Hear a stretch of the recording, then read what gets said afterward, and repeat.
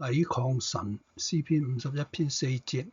我得罪了你，唯獨得罪你，我行了你眼中看為惡的事，因此你宣判的時候顯為公義，你審判的時候顯為清正。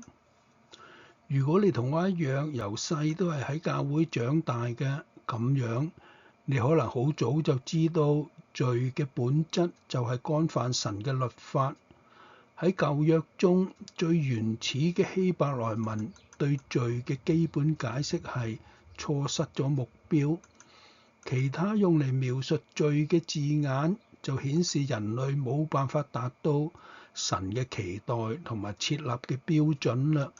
呢個定律或者係對罪公正明斷嘅定義顯得重要而且有用。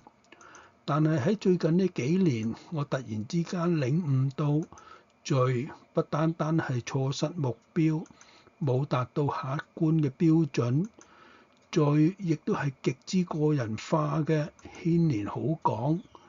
係乜嘢令到罪係所有嘅罪都係咁可憎同埋難以忍受呢？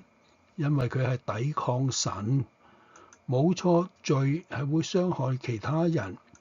犯罪嘅人必須要承擔個後果，但係最重要嘅係，罪係違反咗神聖潔嘅本質，佢係抵抗神嘅。好似約瑟喺埃及得到一定程度嘅信任同埋尊重之後，佢就拒絕去當主人嘅妻子嘅犧牲品啦。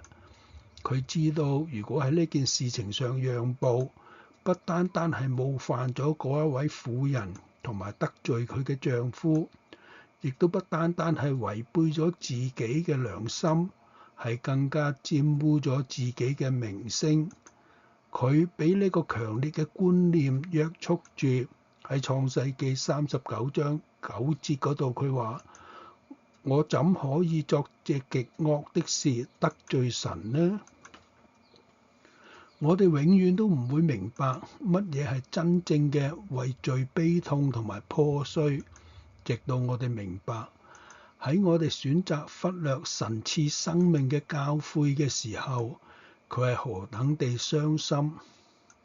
求主幫助你明白，犯罪就係抵抗神，幫助你了解為咗自己嘅歡愉，背棄同神嘅團契，係要付出極大嘅代價嘅。